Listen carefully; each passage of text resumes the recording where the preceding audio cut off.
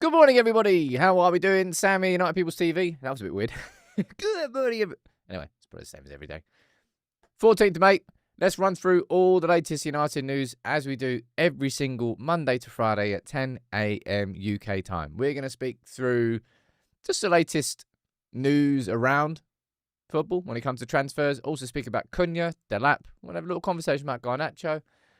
We'll also speak about Ruben Amorim and a ticket gesture that he's paying for some tickets for staff members' families to go to Bilbao. I'm going to run through the news that came out yesterday from Mark Ogden. We'll also run through some stories around United's players being frustrated at the lack of tickets that they're getting. And we'll also speak about Andre Onana's potential replacement, about the fact that we're 1 week away, baby. 1 week away. I'm going to check it again. So I checked this morning, right? And I'm going to do this every day now. Bilbao, right? The weather on Saturday and Sunday, 22 degrees, lovely and sunny. 26 degrees on Sunday, lovely and sunny. 24 on Monday, nice and still sunny. Then Tuesday, thunderstorms. Wednesday, thunderstorms. Thursday, rain. Friday. Come on. Yeah, player awards getting cancelled. We'll run through all of that news. Let's see who's here from the mods and the members, and we'll get on with the show. Good morning to Cole. We've got Stephanie, good morning to you. Josh, you're there as always. Hopefully keeping the chat nice and civil. I like to think the chat is one of the best things about the community live shows we do. Me engaging with it. The fact that there's actual conversations that exist there and it's not just loads of angry internet people shouting at each other. We get the occasional troll, but it's all good fun. Crimson Tiger. I like their username. Matthias, good morning to you. We've got Jer, we've got C. Billington, Debasis, we've got Rapid, Gary, Sean, Philip, and we've got Paul, and plenty of others. Let's kick off with the news. And I've seen someone mention it just down there, and I definitely want to start off by talking about this. Like, how nuts is this? If you've missed what's happened, right?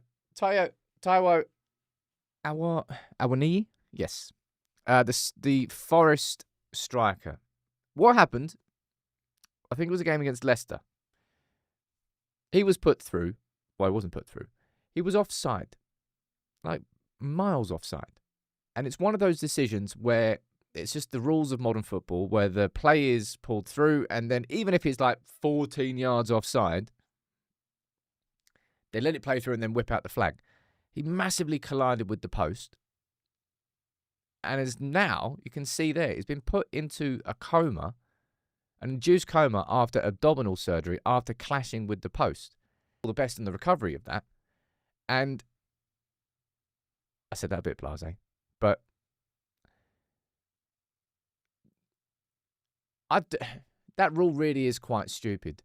I understand letting the play through, so basically giving the advantage to the attacker. But if it's like, mate, you don't need a line. See, that's offside. He's 4 or 5 yards offside. This is probably one of those moments that will force the change of the rule. And if a moment like that doesn't force it, then I don't think anything will. Hector, you down there saying, have you got your flight and hotel booked? No flight booked, because I ain't flying. I think the fact that there's so many conversations around staff members getting tickets, players, families getting tickets, and even they can't get tickets. And even they've got to fly into different airports. It really is a difficult place to get to, let alone the fact that there's also Spurs going to it as well. Yeah, exactly that. And if it's offside, call it. But the fact that someone has now been forced into an induced coma after abdominal surgery, after crashing with the post, when he should just have been, it's offside. I hope that's something that changes the rules.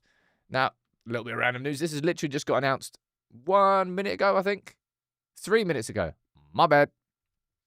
Dan Ashworth is back in football and back with the FA. What is it? First Chief Football Officer. What's that? Director of Football? Is that Director? Chief Football Officer sounds like a Director of Football. To lead the high-performance strategy and new look at St George's Park. You remember that Dan Ashworth spent quite a few years with the FA. It was West Brom that he went to, and then went to the FA, and then went to Brighton, and then went to Newcastle, I think. Anyway, good luck to Dan Ashworth. Dan Ashworth wasn't a bad appointment as sporting. Let me reverse on that. Dan Ashworth was an awful appointment, but was not a bad sporting director. It's obvious that United didn't do enough due diligence, and I firmly put the blame for Dan Ashworth being hired at the feet of Dave Browford. Firmly. He was the man who was in charge at that point in time. There wasn't even Jason Wilcox at that point. Omar Barada wasn't in. It was Dave Browford who was making these sort of the early decisions at that point. And he got that one spectacularly wrong. But I think Dan Ashworth will probably be a success there again, but the fact that it didn't work out at United doesn't make him a bad sporting director. It was just the wrong sporting director that we hired. Foxy, you're down there saying you're doing a 4-hour drive. Man, there are people doing some mad journeys. My journey's a bit mad, really. My journey to Bilbao is big up to Chris for booking it, because I didn't. Oh, actually, no, he did. Well, I booked my own train, but anyway, he sorted it out. Eurostar on Tuesday morning into Paris, from Paris then down to Biarritz at the south of France, then stay in the south of France for one night, then in the morning rent a car and do the 1.5-hour drive into Bilbao on the Wednesday, stay in a hostel there that night, big up Bal for sorting the hostel, and then on Thursday morning drive back from Bilbao to Biarritz and do the reverse. And there's people doing some nuts journeys. It's because of where it is, like the location of Bilbao. It's a small airport. Some people are flying into Santander. Some people are going to all around. Either way, it's just expensive anyway. If you manage to get there, you've done a good job. Jonathan, you're saying, what's the point of Browford to save his salary? I'll be honest, I don't actually know exactly what his role is. I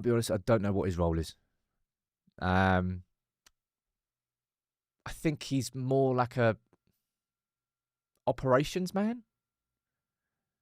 He's there from the sort of the elite athletic performance perspective, I think is what he's involved with. But I don't really know. It's I imagine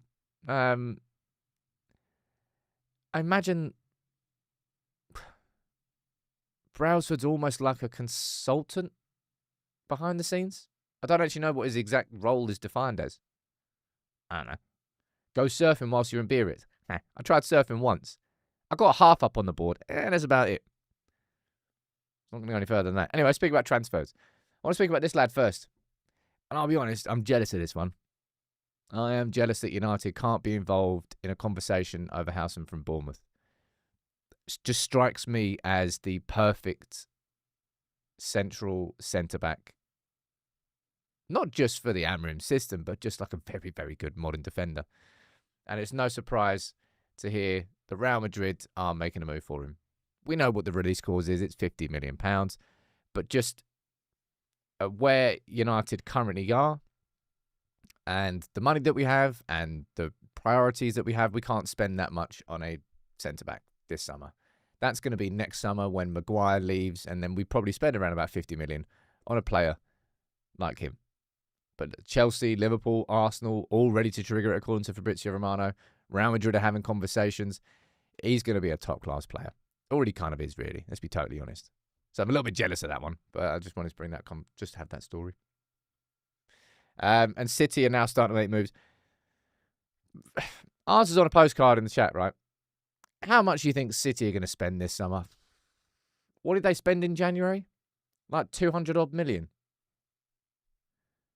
What's the most the City have ever spent in a summer? I don't know. But this is going to be like a north of 300 mil summer easily for City, isn't it? Yeah, that's what they do. Like, that's what they have done. That's what they'll continue to do. They'll buy everything. They'll replace. Obviously, De Bruyne is leaving. They're going to try and get Florian Wirtz. It's so nice. They're going to be easily the biggest spenders in the summer transfer window. Without a shadow of a doubt, it's going to be City. Will Chelsea ever stop spending money? I've got no idea, man. I've got no idea. I do genuinely think that City sign Wirtz because I think that Leverkusen would much, much rather sell him to City than to Bayern Munich. And if they've got two choices, and I imagine City would match. Wes saying, what's the outcome? Where is the outcome of the 115 charges? I think that... Hey, look, dude, I don't know when it's going to... Was that supposed to be out by now? We all know they're going to get away with it. But we all hope that they get the repercussions that they deserve. And even if that... Truth be told, right? Because this is what will happen. Even if, hypothetical, because it's not going to happen, even if they're found guilty and they get relegated, they'll just appeal it, right? And then I don't know when that would happen. I imagine then the appeal they'd probably just force it back into the appeal court, so it takes another 12, 18 months to actually come to a conclusion. So I don't think there's going to be any sort of repercussions that affect what happened right now, because if they do lose, they'll use the appeal system to make sure they delay it as much as they possibly can, because that's what expensive lawyers do. Leverkusen's already selling Tar to Bayern. They're not selling Tar to Bayern. He's leaving on a free, so they can't really stop him. Whereas when Florian Wirtz, if they've got two choices and they've got City there and they've got Bayern that are there, they're obviously going to sell him to City if they can, as long as they can get the same price. Wouldn't you love a City transfer ban in the middle of the rebuild? Be lovely, wouldn't it? Can you appeal transfer bans and delay them? Can't remember.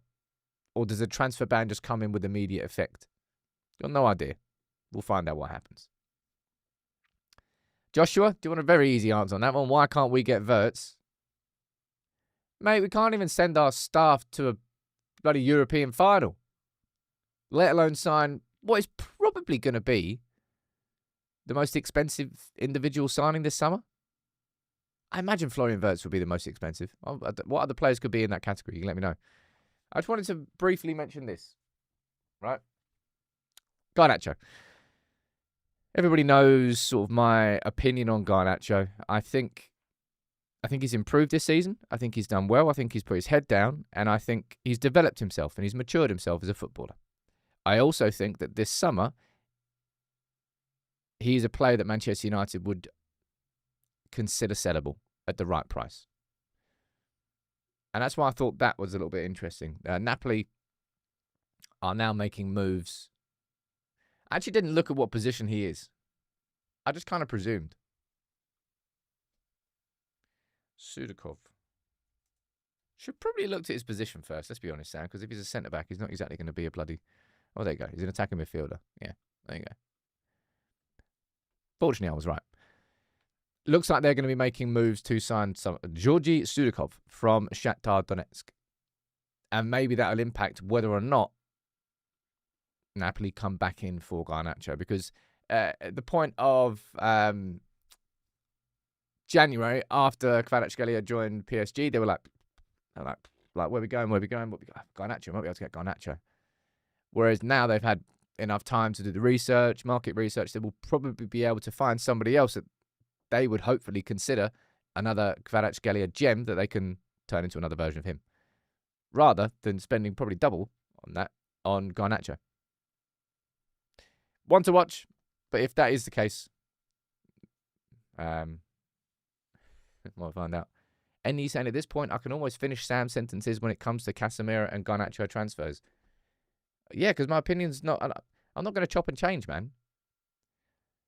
Casemiro's incredible end of season form is fantastic, and it puts United in a stronger position. I'm absolutely delighted for him. I think it's great. It doesn't change my long-term view that I think Man United could and should sell Casemiro, especially at this point where other clubs will be looking at him going, oh, actually, yeah, you know what, there is... Because that's what United do. United hold on to shiny things until they're not shiny anymore. And then you can't sell it. And you go, oh, probably should have sold that a little bit before. That's not even being ruthless. It's just being smarter. Be smarter, man. You have to sell players and sell things when they have value. Don't just hoard and hold on to things until nobody wants it anymore. And you go, well, actually, I don't want it anymore now. Let me try and sell it. What do you mean you don't want it? What do you mean you don't want this player? As if. Right, we'll just wait until his contract runs out. Rinse and repeat. That's what United have done so much. That's bad business. I've no idea how much you get for Casemiro. I think somewhere between 20 and 30 million is a reasonable expectation. I don't know. Jay, that's you can get into an argument and opinion there. You're saying could say the same for Bruno then. I don't think that's the case, because I think Bruno, and this is just an opinion, I think Bruno has got years left. And the position that where we are right now, there's far more value for Manchester United in having Bruno be the centrepiece for the next 2 to 3 seasons than there would be in this summer trying to replace Bruno at the same time as building everything else we're doing. That's why I think Bruno's value is at Manchester United rather than the money that we could get for selling him. But that's an opinion. Not everyone would agree on that. I understand that.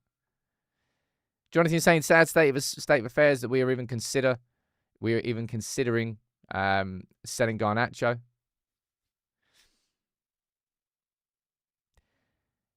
I think even if United's finances were in a strong position, I think United would be considering it. I just think, that's just, again, that's an opinion. Not everyone would agree on that. You are allowed to disagree with people. As long as you can come into the chat and actually sort of try and articulate something, then it's all open, man. It's more fun that way. I think people were talking about this yesterday, weren't they? About Ederson. About United being interested. Ederson's probably... Can anybody name any other midfielders so far where there's been like proper tangible links? Or maybe not even tangible links, because at this stage it's still whiffy. It's still very whiffy. At least put that down as on my like transfer scale. Whiffy will be down the bottom. What other midfielders have we actually properly been linked with? Man, what a position that is for us in this summer. Man, we need one. Thank you very much. If I appreciate the chat all getting in there about the sound. If there's something wrong with your sound, give YouTube a refresh. Should fix it. I don't know why YouTube does it. It's a really weird bug. Hofland. No. De Jong. No mentioning De Jong. Tielemans. Jeez. Tielemans. Was Tielemans free when he went to Leicester? No, not Leicester. Sorry, Villa. Was he free? I think he was. Hayden Hackney. We've been linked with him. Yeah, from Borough, right? Joe Bellingham. Man, Sunderland last night. Last minute. Extra time winner in front of the fans. That wasn't away fans. Just in front of the fans to send them to the playoff final. Sunderland and Sheffield United now in the playoff final. Joe Bellingham's in that team. Chris Rigg. We've been linked with Chris Rigg. Adam Wharton we've been linked with. It's just a bit much. Just a bit much. Yeah, I think he was free. And United missed out on some crackers. Tielemans, I think we were all talking about. Marcus Thuram's going to be the one that I keep coming back to. It was such an obvious one as well. Really, really obvious. I don't know whether United would have had a chance, because I actually think Marcus Thuram wanted to play in Italy. Still could have had a chance. What other ones are you naming down here? Mark Morton Human from Sporting.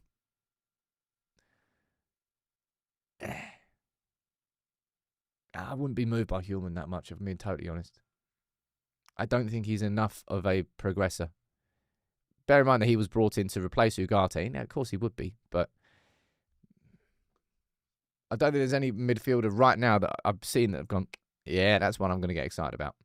Trincalby, United player, says, is he one of the inside forwards for Sporting? I think he is.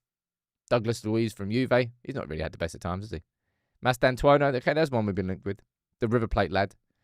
We've got a video that we're going to do on him, but I was going to do it when the original links came out, but I've left it. So we've got the script all written. And when or if the links come back again, we'll get that video sorted.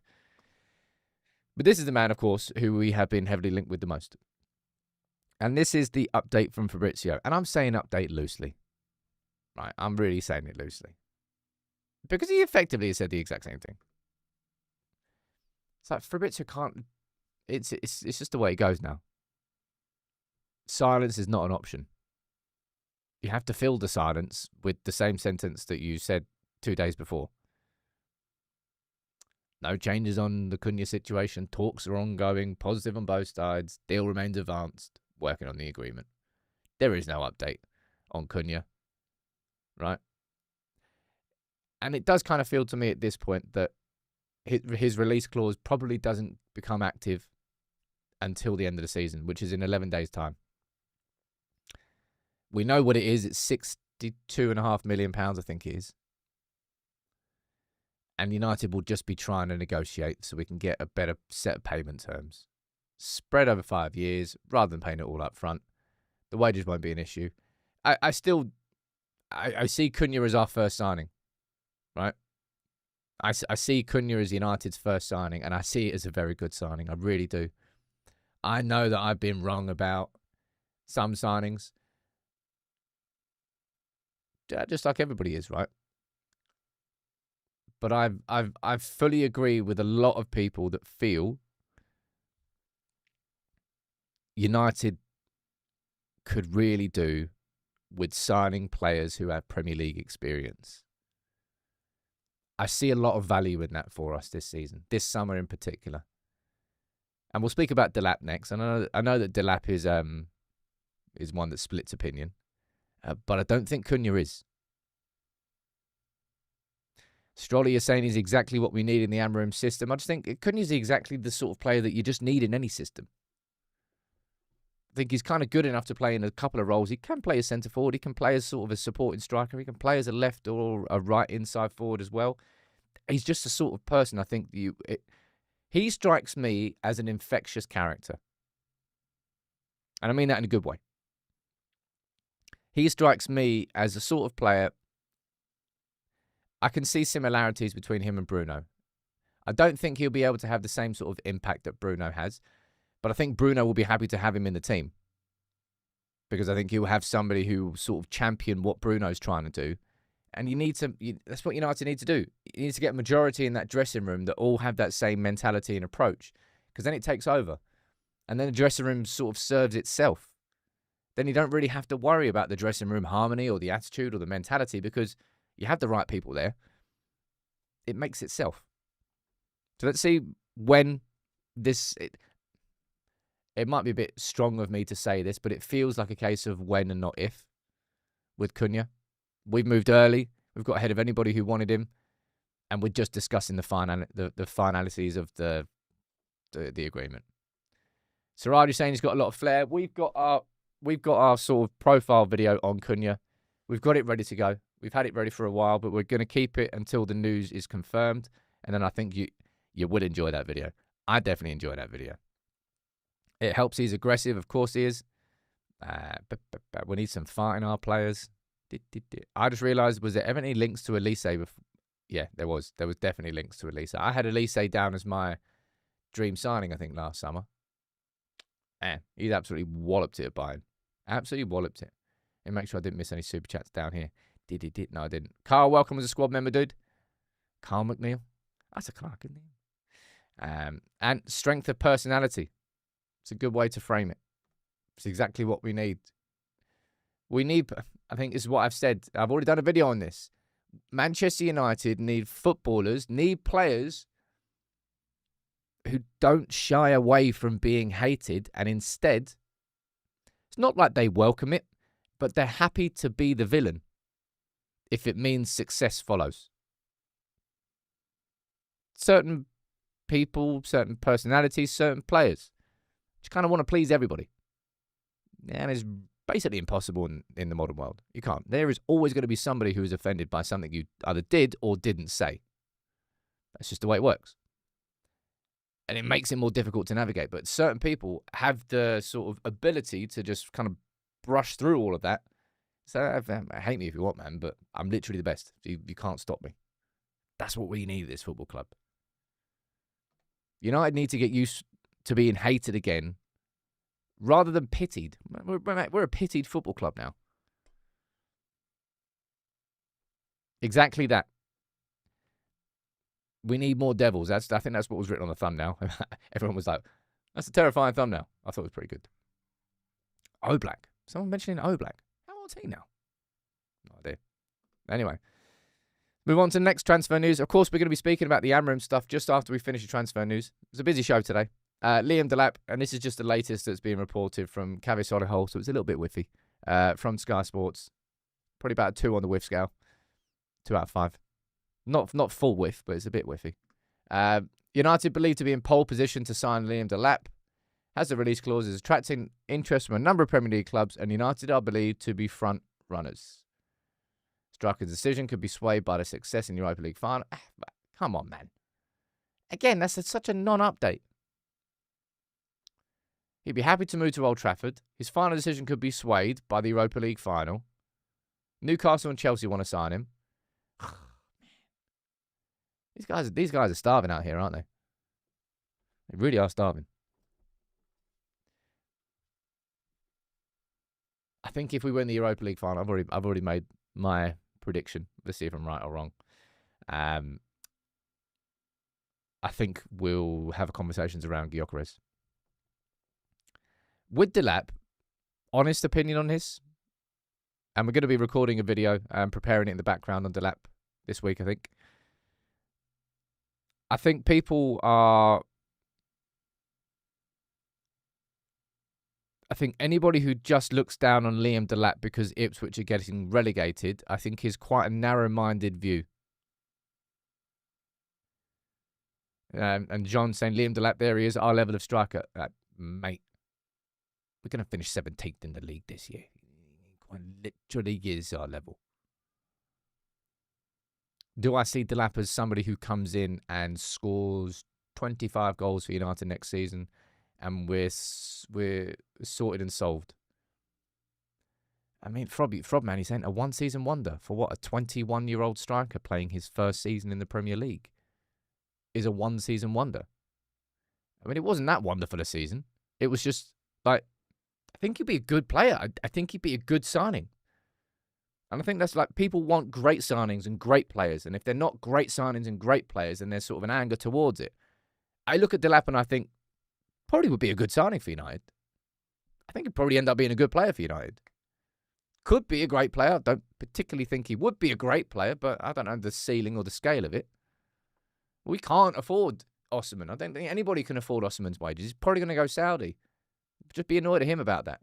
Gyökeres, maybe there's a possibility if we win the Europa, but I don't know. It's probably a wrong comparison to be doing that, but I'm getting similar sort of vibes to when United were linked with Sadio Mane when Louis van Gaal wanted him. And everybody at that time, because of where we were at that, we'd only won the league the season before, like the idea of shopping at Southampton. You mad? United buying us. Are you kidding me? No chance. Everybody turned their nose up at it. Sadio Mane ended up being one of the most important players in that Klopp system. I'd love United to even go a step further down and absolutely snap up some talent from the Championship, because there are some cracking players in there. Someone's already mentioned Hayden Hackney. That's one that we'll definitely should be looking at. Obviously, the Joe Bellingham conversation is going to come up. Chris Rigg, we've been linked with from Sunderland as well. There are gems to be found there. So many people want our football club to start finding gems. There are gems. Just don't turn your nose up when that gem's a bit dirty and it needs to be polished and it takes about a year or two to boom. All of a sudden, I found a diamond. Who knew? I don't know whether Delap would be that, right? I don't know whether Delap would be that, but I think just the idea of not Dan James. Hey, look, I'm not saying that the Championship is a guaranteed success story. But if Crystal Palace, obviously the best example of it, Eze and Wharton and Elise and Gahey, 4 absolute cracking signings. You can do it. I like the idea of signing Delap for 30 mil. It strikes me there's no risk on that. And we need United to, like, if you look at Cunha, opposite. It's kind of a risky signing. Probably the riskiest signing we'll do. Spending 60-odd million on Cunha, yeah, it's a risk, but I think it's a risk that will pay off. Spending 30 mil on Liam Delap is not a risk. If it works out, bingo. If it doesn't work out, United won't be lumbered with a player that we can't get rid of on insane wages that we paid £75 million for. It's mad, like we paid 72 million for Højlund. It's crazy, isn't it? Either way, I'm not seeing it talking about Vidic was a gem and Evra was it. It's kind of not really the point, because I think that's so long ago. It's hard to. Well, I did just speak about Sadio Mane, so I can't really undermine that. Either way, I'd like to see United actually look and shop in the Championship for a couple of talents, because there are some cracking players there. Even if United fans might turn their nose up at it. I've seen quite a few people talking about Mateta. I think Mateta, I would probably say that Mateta would be more of a risky signing than Liam Delap would be. Given the amount of money you would pay for him, given the age. How old is Mateta? Is he 20? I think Mateta's older than you think. Is he 27? 27. So, like, if United were, right, because all intents and purposes, If United were to sign Mateta, that there is a player that you will be signing at the peak of their value. He would not get any more expensive unless he came to Manchester United and had like a 35-goal season, which probably wouldn't happen. But that's the only way that his value goes up. So therefore, that's a risky signing. There's far more risk signing Mateta than there is with Delap. It might work out more with Mateta, of course, but it's more of a risk. It's kind of the point I'm trying to get at. Delap won't get many goals. We have selfish players. Well, that's hopefully going to be a big shift next season. I mean, Jonathan, I've just explained to you how he is a risk. You can't just come at me saying he isn't a risk and then not tell me why. That's not how conversation works. Why can't we try to get both? Well, I think we know why we can't try to get both. Yeah, that's my point here. I'm saying that financially it would be a risk to sign somebody who is at the peak of his value, which is what we've done before so many times, and it's failed, and it's miserably failed. Hence why signing younger, if it doesn't work out, they've got resale value. You can move on, and it won't be something that lumbers you. Signing players at the peak of their value is something that United need to avoid from a risk perspective. It's kind of why we're in this financial black hole. Let's move on and speak about youngers. And some bad news, but kind of expected news. Confirmation yesterday that Adam Lawrence is going to be leaving as United's under-18s head coach to take on a quote-unquote new challenge. He's had a cracking few years at the club, and the under-18s have become better as a consequence of Lawrence's coaching. I think 4 years he was at the club. This is a sort of message to everyone on LinkedIn. 4.5 years, there you go. Wishing the absolute best elsewhere. United are going to have a hard task replacing him because we've got such a good crop of under-18s. And even you can go younger, JJ Gabriel coming through. Of course, the 14-year-old who's made his under-18s debut this season. United are going to have to sign somebody top level. We had Kieran McKenna previously. I can't remember who he replaced as under-18s manager. No idea. Garlic Bread Man, how you doing, dude? Thank you very much for gifting 5 memberships, you ledge. Mark, Justin, pardon me. Parker, you've all got some down there. Anti saying Amorim already has his own guy. I haven't seen any news on that yet. Do I think it would be someone that Amorim would bring in? I imagine he might be part of the conversation, but this I imagine would be something that Nick Cox leads, of course, head of academy. Right, let's move on to the other news, and we're going to be speaking about Amorim in a second. This has to be like the least surprising news you're going to see. Right? United are cancelling the end of season awards ceremony. Is this? Did they do this last season as well? I think so. Of course. It's kind of it's been a little bit of a non-story. Although I tell you what,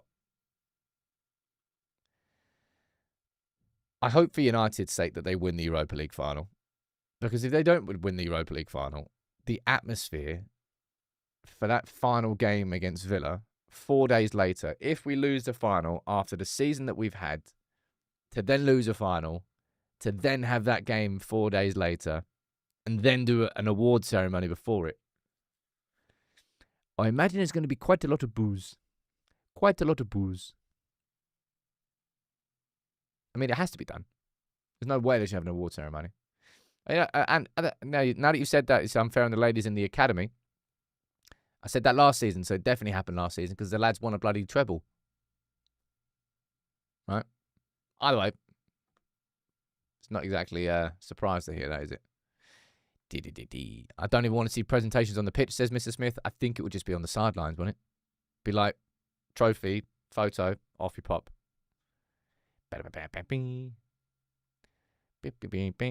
Right, let's speak about the main story, the main headline for today. Ruben Amorim. And this is the story, right? Let me read through it first. Man United's Ruben Amorim to pay for staff to attend the Europa League final. Which I think is a little bit of a embellished headline. Ruben Amorim has paid for 30 of his backroom staff to take their families to next week's Europa League final after being told by the club that coaches, physios and support team would have to pay for their own tickets. So, what I think is the case is Ruben Amorim's not paying for his staff to go to the final, which is what the headline says. He's paying for the staff families. And I want to know, actually, I don't really need to ask your opinion on this. It's just a crap situation all round, isn't it? It really is. It's and embarrassing is the right word to use to describe this as well. There's no point. I hate when people do this, right? Oh, let's look at PSG being in the Champions League final and they've taken 600 staff. So if they can do it, then why can't it's different situations entirely. But I think the fact that firstly, the fact that Amorim has done this is a great reflection on Amorim as a man. He's had a crap season in his first season. All of his members of staff have had a crap season in their first season. So he's paying for them, for their family members to go with them.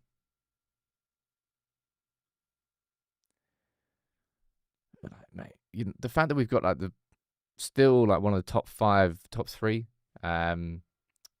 revenues in the world, and these sort of conversations are all happening. It's just like Joe saying club will get so many free hospitality tickets. I don't know what. So Sam Mames, if I remember correctly, is 55,000. I think United have got a 15k allocation, and I'm going to presume that Spurs have got the same. So that's 30k, which leaves 25,000 tickets. I don't know what percentage of that goes to corporate. Let's call it 15,000. Don't know. Something like that. The players should put their hands in their pockets too. Well, it looks like they will be. We move on to this story, right? It's from the Daily Mail.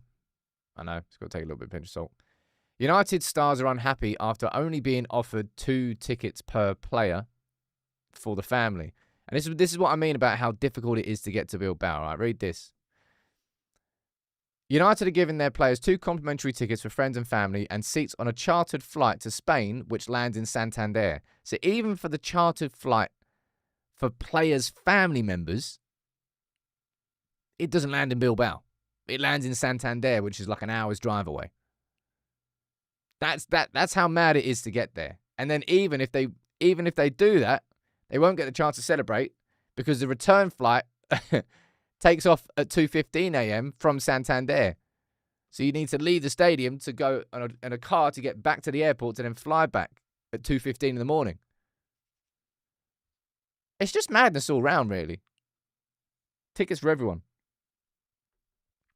Or not tickets for everyone. I kind of stand by what I said earlier, that United, there's no way that United should be paying for 600 members of staff. But I think the idea that, I suppose you have to draw that, it's difficult, isn't it? Because if United have made a decision not to pay for all staff to go, then the decision to then pay for staff family members would not reflect well on those members of staff that you've not paid for. Do you understand what I mean there? I think that if they all of a sudden decided to pay for Ruben Amorim's backroom staff and his family members to go, and they're all their family members to go, but not actual members of staff, then it'll kind of be unfair. It would be unfair. Godby Man saying, congratulations on reaching 500k. I saw the notification, but I didn't join the stream. Proud of the channel. You deserve it. Thank you very much, dude. Honestly, I keep saying this. The reaction that I've had and the comments and the messages since putting that out has been pretty heartwarming and sort of made me realise just a big reflection of how real and true this community is. It's properly a community. James is saying, deeply embarrassing behaviour from our football club. I mean, to sum up this season, quote unquote, embarrassing. All of it. Premier League season, apart from the Europa League, all the cuts that we've been having, all the redundancies we've been having, credit card cuts, cutting lunches, not providing tickets to everyone. It's just like where do you look? It's just a shitstorm everywhere. I think I remember Bruno doing a similar thing to this. If I remember correctly, was it the FA Cup final when he realised that staff weren't getting certain things and Bruno said he'd pay for it? I think so. And Gary is saying, did the players not earn enough to pay for a few tickets? Wouldn't surprise me if you saw something like that in the next couple of days and it all comes out. I don't quite know. Either way. The best thing about this is the reflection it has on Ruben Amorim as a man. Now, he stepped in and made sure that his close staff members that he's been working with throughout this crap season, that they're friends. Not that a couple of them. I don't even know how many members. Is it 30? Let's pay for 30 of his backroom staff to take their families to next week's. So I'm guessing that's a chartered flight, really. 30 members of his family, 30 staff. Let's say two members of family per staff has 60. Well, you're not going to find 60 flights on a Ryanair flight, are you? Oh, you now, Ruben. The players should be paying. Oh, that's fine. That's fine. Manchester United should have all the money in the world for this, man. That's the truth. It shouldn't even be a conversation. I remember when those absolute mole rats paid for $250,000 round trip to the FA Cup final and the Women's FA Cup final for themselves. They probably just hired a jet themselves. Oh, yeah. I'll have a plane for one person. And it was $250,000 round trip, if I remember correctly. Why is a chartered flight taking off on that early return? Man, I'm telling you, that's how busy the airport's. I don't think people understand how difficult this has been for fans to get to. People are doing some mad journeys. Madrid, even flying into Madrid is silly money now. And then you're on the other side of bloody Spain. It is a difficult place to get to. Anyway, let's run through some more news. And this came out yesterday, right?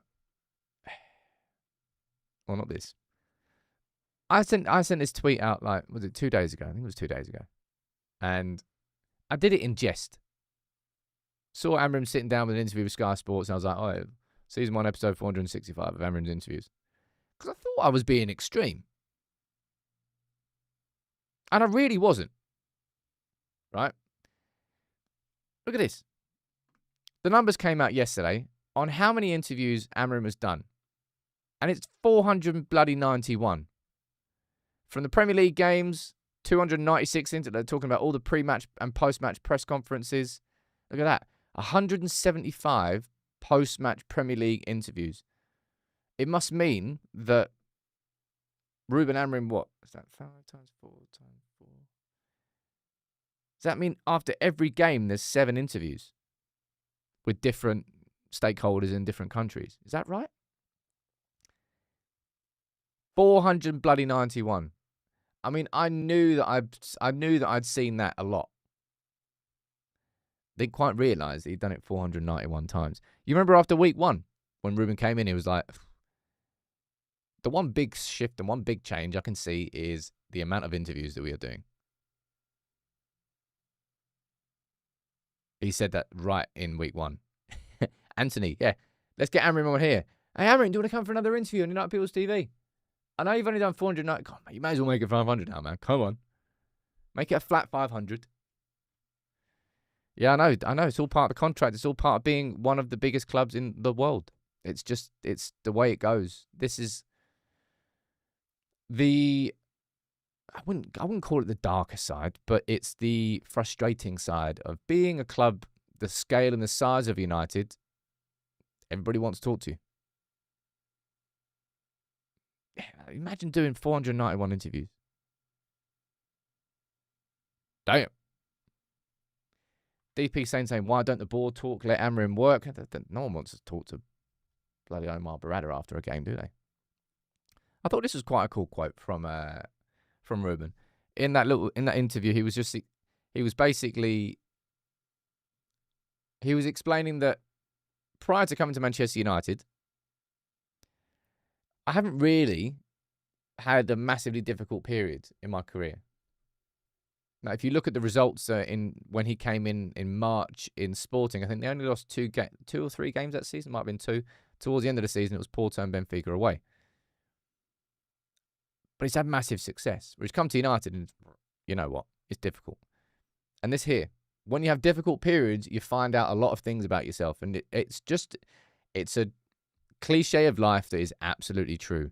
You really do find out more about yourself and more about your friends in the bad moments than you do the good moments. Because in the good moments, everyone's going to be there, man.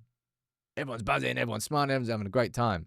In the bad moments, that's when you find out more about yourself and how you deal with that adversity and how you come through that adversity and what friends are still with you when you are going through that adversity. So that's as kind of horrible as it is.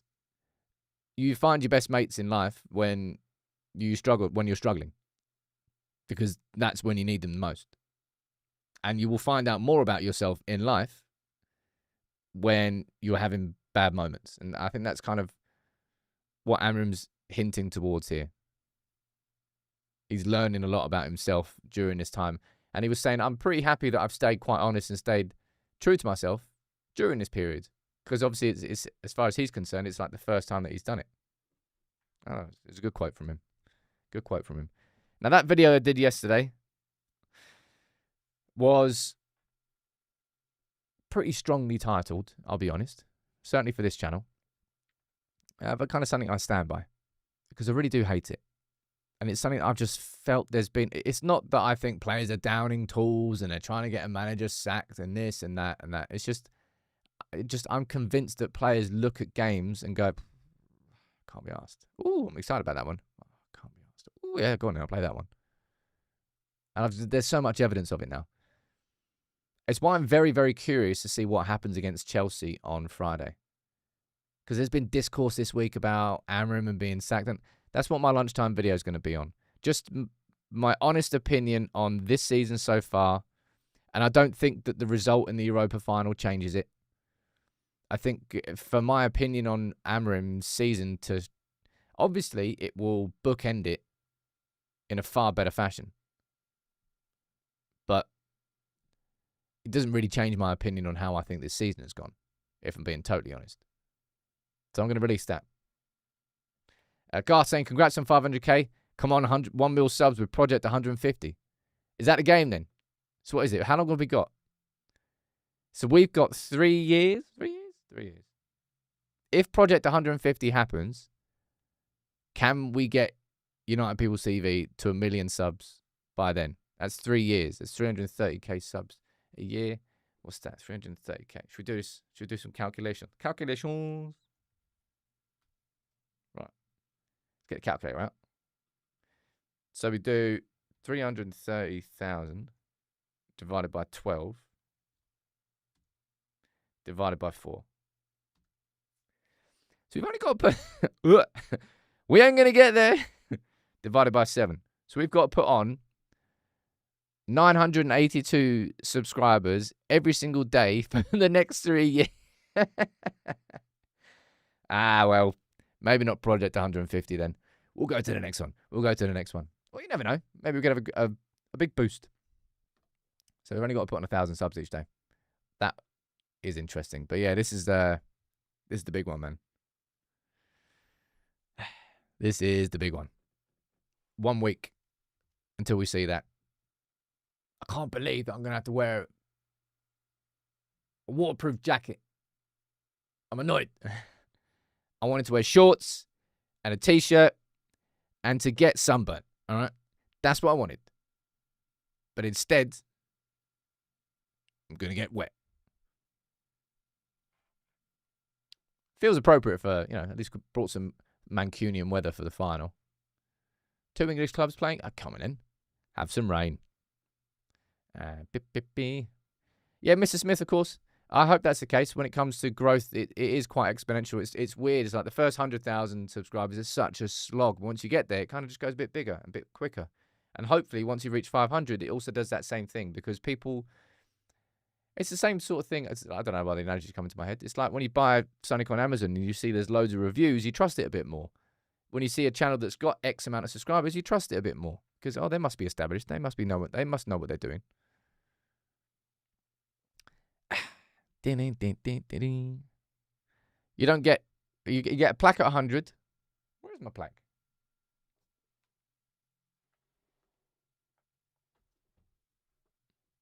It's here somewhere. I'll get it back up in the studio when we have the new studio.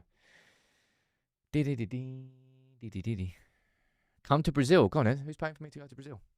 That'd be nice. But yeah, in conclusion of today's video, the Cunha situation is the exact same. I think United sign him.